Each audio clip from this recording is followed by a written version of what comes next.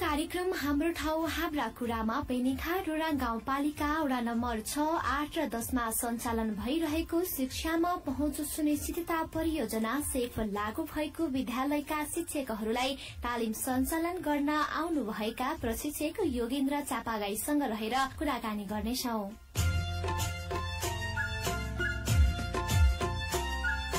यदि तपाईँ भर्खरै मात्र रेडियो सुन्दै हुनुहुन्छ भने तपाईँ सुन्दै हुनुहुन्छ रेडियो कार्यक्रम हाम्रो ठाउँ हाम्रा कुरा। चाइल्ड फण्ड जापानको साझेदारीमा प्रयास नेपाल धादिङको प्रस्तुति रहेको यो कार्यक्रम रेडियो राजमार्ग र रेडियो धादिङबाट एकैसाथ सुन्न सक्नुहुन्छ।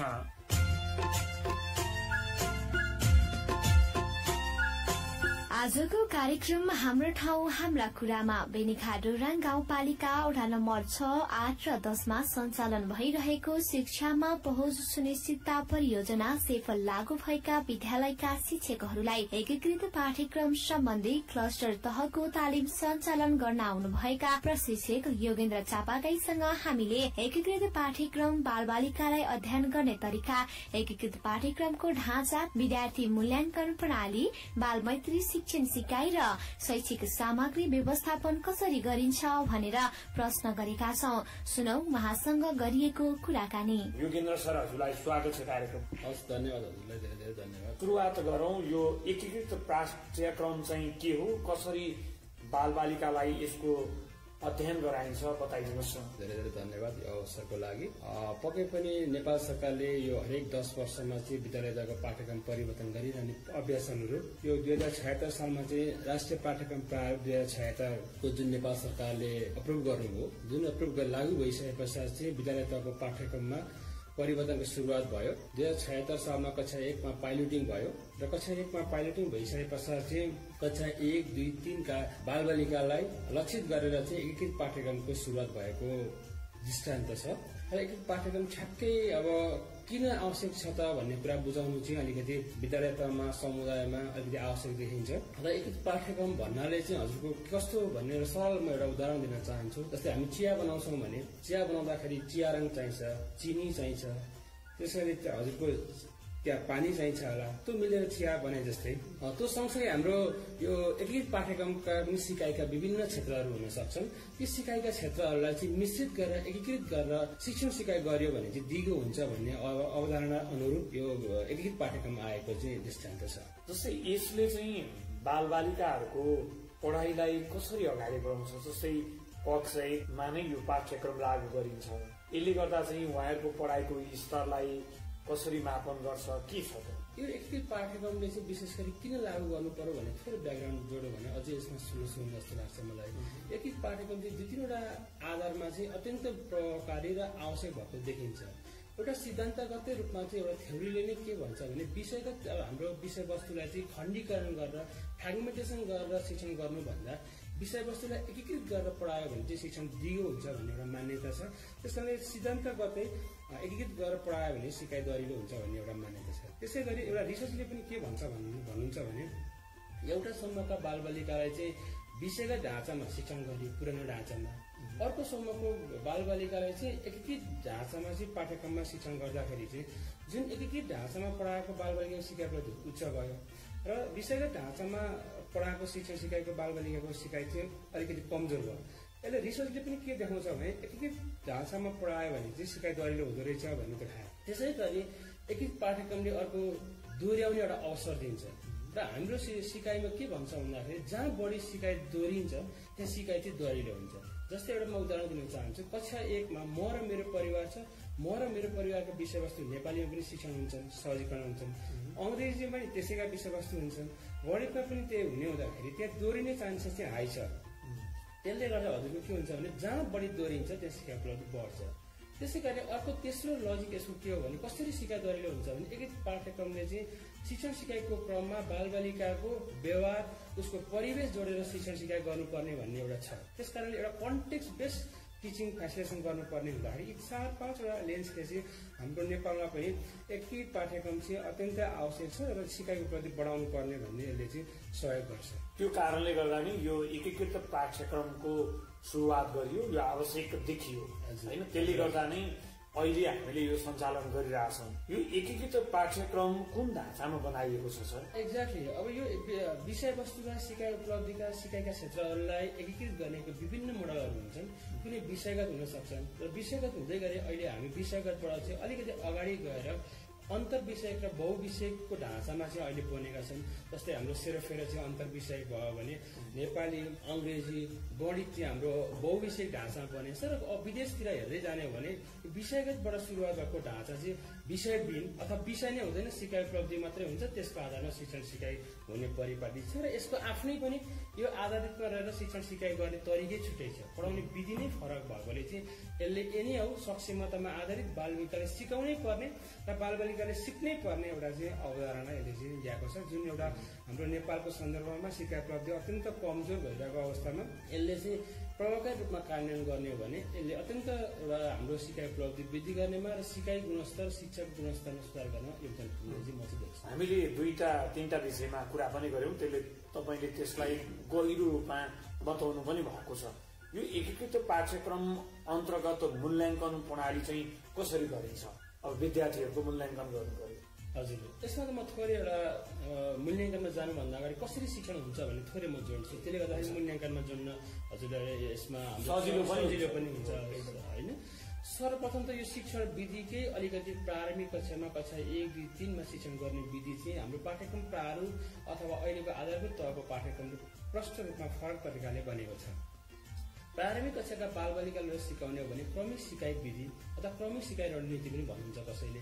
त्यो भन्नाले कसैले आइडियो गर्ने, टिचरले पहिला आफूले गएर देखाउने, त्यसै गरी टिचर र विद्यार्थी सँगसँगै गर्ने र विद्यार्थीलाई मात्रै अवसर दिने र अवसर विद्यार्थीलाई उसले आफू सिकेकै सिकेन भने अवसर दिइसकेपछि उसले सिकेकै सिकेन भन्ने शिक्षकले चाहिँ पहिचान गर्नुहुन्छ र त्यो पहिचानका आधारमा अन द स्पोट पहिचान गरिसके पश्चात बालबालिकाले नसिकेको बालबालिकाले चाहिँ जो बालबालिकाले सिक्नु भएको छ र शिक्षक र सिकिसकेको बालबालिका मिलेर चाहिँ जुन अघि नसिकेको बालबालिका हुन्छ उहाँलाई सहजीकरण गरेर क्लासरुममै अन द स्पोट सपोर्ट गरेर सिकाइ चाहिँ सुनिश्चित गर्नुपर्ने एउटा छुट्टै प्रकारको एउटा विधि छ। यसले चाहिँ हाम्रो बालबालिकामा जुन अहिले देखिँदै आएको छ कक्षा 1 मा सिक्नुपर्ने विषयवस्तु सिकाइ उपलब्धि नसिकिकन कक्षा 2 मा जाने त्यसरी जाने क्रमलाई चाहिँ रोक्छ र त्यही कक्षामा सिक्नुपर्ने विषय चाहिँ शिक्ष भन्ने एउटा पहिला विधि नै अलिकति फरक भएको मैले कुरा गरेँ। यसरी कार्यान्वयन गर्न सक्यो भने सिकाइ प्रति बढ्छ। अब हजुरले जुन जोड्नुभयो यसकै आधारमा रहेर मूल्याङ्कनको पाठ छ। मूल्याङ्कन फरक छ, यसमा बुझाइमा अलिकति फरकपन छ। कसैले भन्नुहुन्छ अहिले पनि प्र्याक्टिस छ, मैले यही गाउँपालिकाको केही प्र्याक्टिस पनि हेरेँ, अहिले पनि केही पालिकाहरूले चाहिँ आफै कक्षा 1-2 दिनको प्रश्न पालिकाबाट बनाएर पठाउनुहुन्छ। त्यो चाहिँ बिल्कुलै यसले अपेक्षा गरेको होइन। कतिपय अझै पनि स्कुलमा कक्षा 1 पहिलो प्रथम त्रैमासिक, दोस्रो त्रैमासिक, तेस्रो त्रैमासिक परीक्षा लिने गर्नुहुन्छ, त्यो बिल्कुलै यसको अपेक्षा होइन।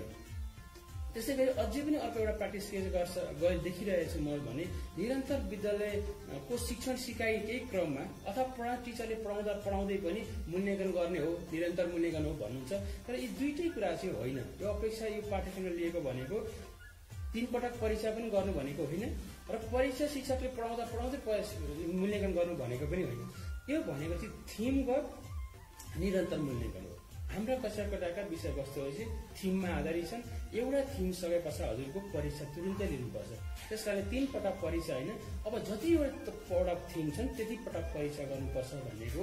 त्यो परीक्षाको अर्थ अथवा त्यो मूल्याङ्कन गर्नुपर्छ भनेको सरल भाषामा मैले परीक्षा भने त्यो मूल्याङ्कन हो। त्यसमा चाहिँ विद्यार्थीले यदि सिक्न सकेनन् भने पुनः फेरि शिक्षण गरेर उसलाई थप सहायता गरेर सिकाउनै पर्ने एउटा चाहिँ एउटा यसले चाहिँ अवधारणा ल्याएको छ। अहिले तपाईँले भन्न खोजेको कुरा अझ जो रेडियो सुन्ने आम अभिभावक र विद्यार्थी भाइ बहिनीहरूलाई बुझ्न सजिलो गर्ने तरिका चाहिँ एउटा विषय भनेको एउटा पाठमा रहेर हामीले त्यो पाठ पढाउनुहुन्छ, गुरुले विद्यार्थीले पढ्छन्, त्यो पाठको बारेमा उहाँहरू कतिको जान्ने हुनुभयो, कतिको बुझ्नुभयो अथवा बुझ्नु भएन भनेर प्रत्येक पाठमा रहेर हामीले मूल्याङ्कन गर्ने रहेछौँ होइन त? हजुर एकदम एउटा अझै थिममा भन्दा सजिलो सरलीकृत हुन्छ होला। एउटा थिममा 3टा 4वटा पाठहरू हुन सक्छन् र पाठमा नगरिकन थिमको पछाडि चाहिँ विद्यार्थीको निर्माणात्मक मूल्याङ्कन गर्ने। त्यो निर्माणात्मक मूल्याङ्कन गरेपछि बालबालिकाले सिक्यो कि सिकेन, त्यो थिममा हासिल गर्न खोजेका सिकाइ उपलब्धिहरू हासिल भए कि भएन भनेर पहिचान गर्नुहुन्छ। यदि न्यूनतम उहाँहरूको सिकाइ उपलब्धि हासिल गर्न सक्नु भएन भने फेरि शिक्षकले ती सिकाइ उपलब्धि हासिल गर्न फेरि रिटिचिङ गर्नुपर्छ अथवा पुनः पढाउनु पर्छ। अनि पुनः पढाइसकेपछि फेरि हजुरको फेरि परीक्षण गर्ने र ती सिकाइ उपलब्धि हासिल गरे पश्चात मात्रै अर्को थिममा जानुपर्ने चाहिँ एउटा प्र्याक्टिस छ। तर व्यावहारिक रूपमा स्कुलहरूमा पालिकाहरूमा लागू नगरिरहेको अवस्था छ।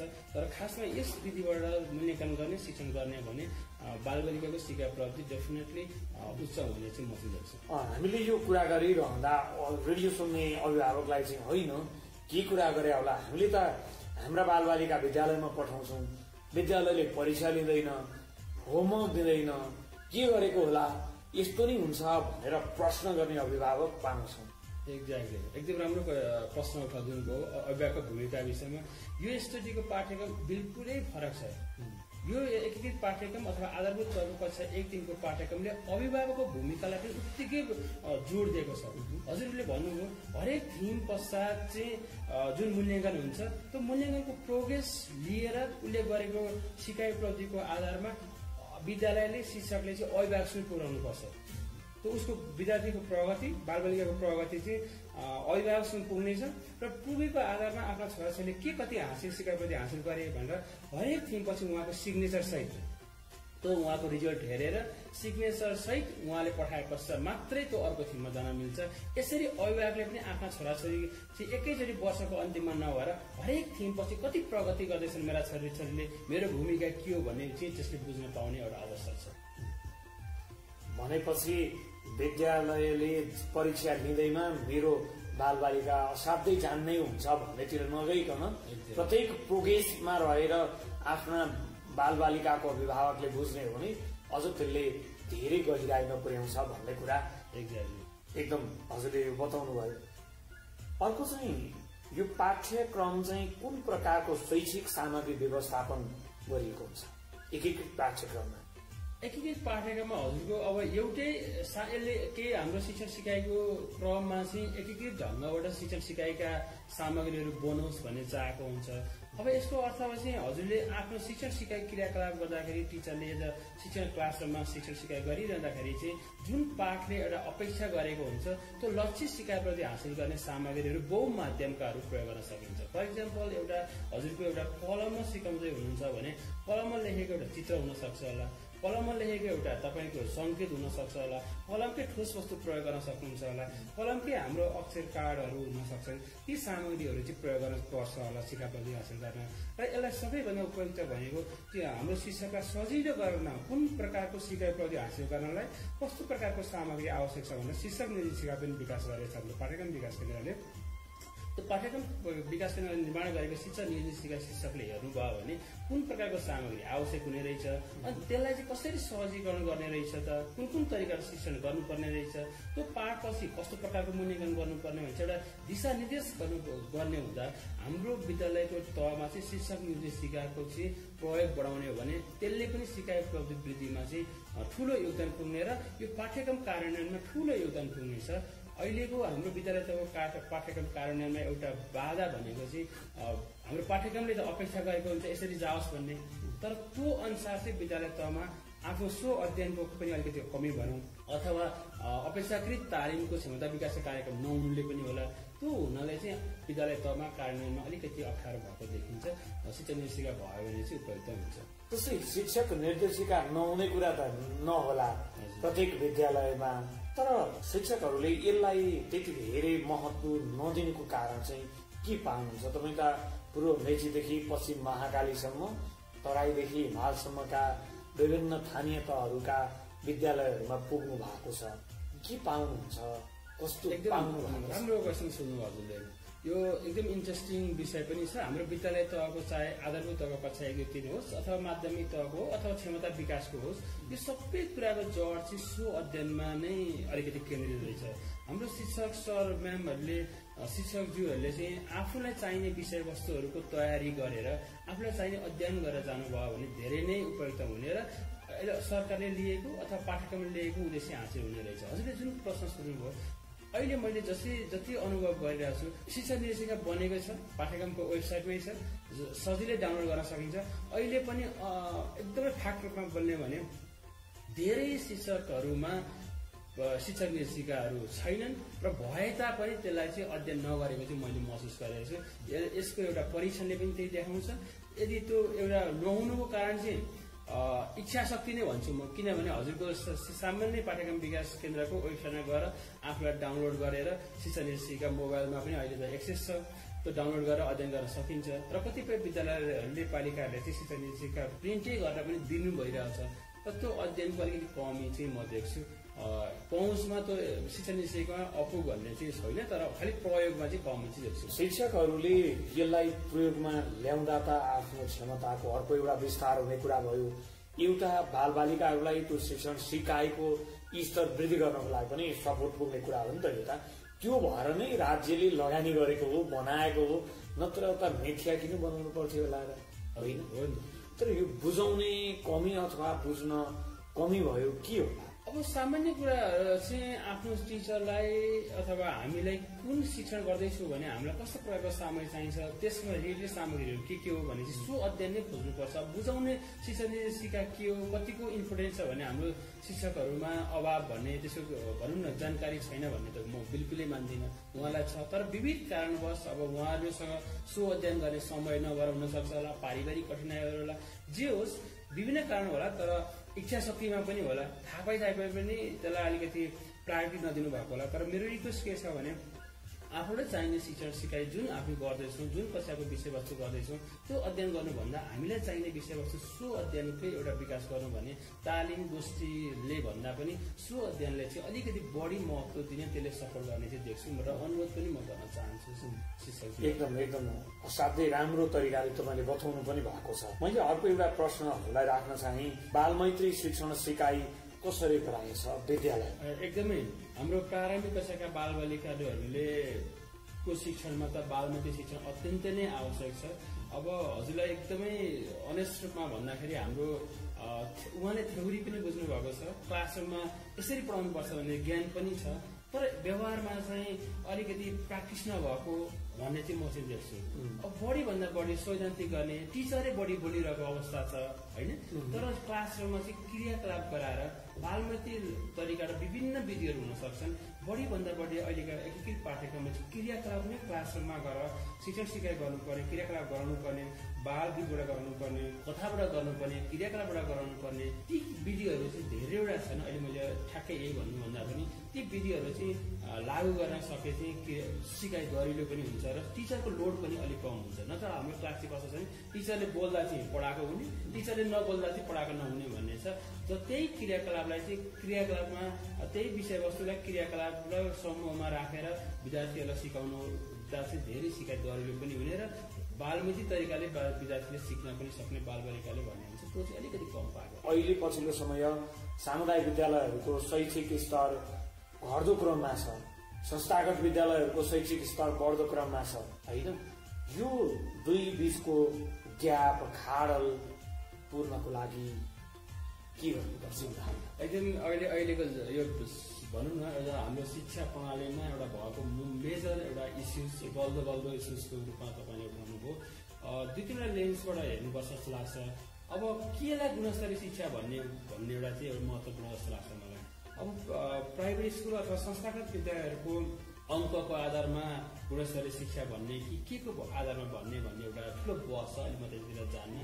तर हाम्रो सामुदायिक विद्यालय अथवा हाम्रो शिक्षा प्रणालीमा मेजर कुरा चाहिँ अहिले हामीले गर्न नसिकिरहेको सिकाइ उपलब्धि पढ्न सकेन भनिरहेका छौँ।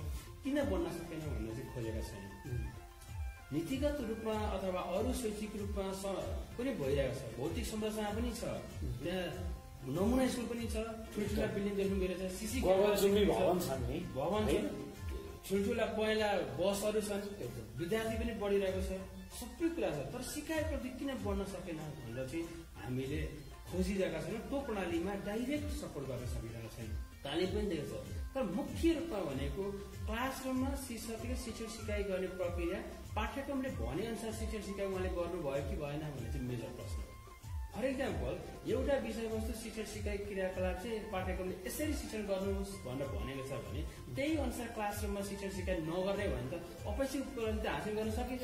एउटा सानो सिम्पल उदाहरण दिँदाखेरि तपाईँ काठमाडौँ जानुहुन्छ भनेर उता जानुपर्ने छ, काठमाडौँ जाने चाहिँ प्लेन चढेर जानुभयो भनेर जानुभयो भने छिटो पुग्नुहुन्छ, प्लेन चढ्नु भएन बस चढ्नु भने त डेफिनेटली ढिलो चढ्नुहुन्छ। त्यस कारण हामीले क्लासरुममा कसरी शिक्षण सिकाइ गरेका छौँ र त्यो शिक्षण सिकाइ गरेको शिक्षकज्यूहरूले चाहिँ कसरी शिक्षण गर्नुभएको छ, उहाँलाई कस्तो प्रकारको पेसागत सपोर्ट चाहिएको छ भन्ने चाहिँ हामीले खोजेका छौँ।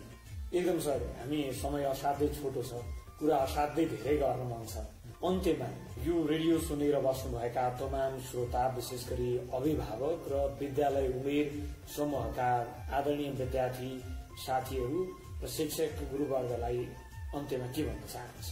सर्वप्रथम हजुरलाई धेरै धेरै धन्यवाद। र यो अन्त्यमा म अभिभावकहरूलाई विशेष अनुरोध गर्न चाहन्छु, आफ्नो छोराछोरीको बालबालिकाहरूको जुन सिकाइमा कम्तीमा पनि आफ्नो जुन एउटा भूमिका छ, आफ्नो घरमा आफ्नो अवस्था अनुसार कम्तीमा पनि 5 मिनट 10 मिनट आफ्ना छोराछोरीको पढाइको लागि समय छुट्याइदिनुहोस्। तपाईँले कुनै उहाँहरूको लेखाइमा सपोर्ट गर्न सक्नुहुन्छ, कुनै कथा भनेर सपोर्ट गर्न सक्नुहुन्छ, कुनै घरमा पुस्तक पुनः बनाउन सहयोग गर्न सक्नुहुन्छ। कम्तीमा पनि आफ्नो घरमा बालबालिका छोराछोरीको पढाइको लागि सपोर्ट गरिदिनुहोस्। र बेला बेलामा स्कुल आएर हाम्रा बालबालिकाहरूको छोराछोरीको नानी बाबुहरूको के कति सिकाइ प्रगति भइरहेछ भनेर स्कुल जाने र आफ्नो शिक्षकहरूलाई सोधिदिने एउटा बानीको विकास गर्ने एउटा कल्चरको विकास हुन्छ र त्यो समुदायमा पक्कै पनि एउटा अभिभावकको भूमिकामा वृद्धि हुनेछ भन्ने म अनुरोध गर्छु।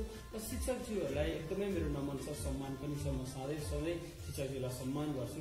खालि मात्र एउटा कुरा के हो भने पाठ्यक्रमले अथवा जुन विषयको हामी शिक्षण गर्छौँ त्यो शिक्षण चाहिँ भनेअनुसार प्रभावकारी रूपमा चाहिँ तोकिए अनुसार जसरी शिक्षण गर्नु भनेको छ पाठ्यक्रमले त्यो अनुसार चाहिँ शिक्षण गरिदिनु भयो र क्रियाकलापमा आधारित शिक्षण सिकाइ गरिदिनु भयो भने चाहिँ अत्यन्त प्रभावकारी हुन्छ। र आफूले पनि त्यो अध्ययनको विकास गर्ने पेसागत विकासको लागि त्यो आफ्नो पेसागत विकासको हुँदाहुँदै विद्यार्थीको सिकाइ उपलब्धि र समग्र विद्यालयको सिकाइ उपलब्धि र बढी अलिकति मोर सिकाइ विद्यार्थीको सिकाइमा अकाउन्टेबल हुन चाहिँ म अलिकति बढी अनुरोध गर्न चाहन्छु। हुन्छ, यहाँलाई समय र सम्वादका लागि धेरै धन्यवाद। हजुरलाई पनि एकदमै धेरै धेरै धन्यवाद। तपाईले भर्खरै सुन्नुभयो हाम्रो ठाउँ हाम्रा कुरा रेडियो कार्यक्रममा बेनीघाट ओराङ गाउँपालिका वडा नम्बर 6, 8 र 10 मा सञ्चालन भइरहेको शिक्षामा पहुँच सुनिश्चितता परियोजना सिफ लागू भएका विद्यालयका शिक्षकहरूलाई एकीकृत पाठ्यक्रम सम्बन्धी क्लस्टर तहको तालिम सञ्चालन गर्न आउनुभएका प्रशिक्षक योगेन्द्र चापागाईसँग गरिएको कुराकानी सुनायौं। तपाईँ अहिले हाम्रो ठाउँ हाम्रो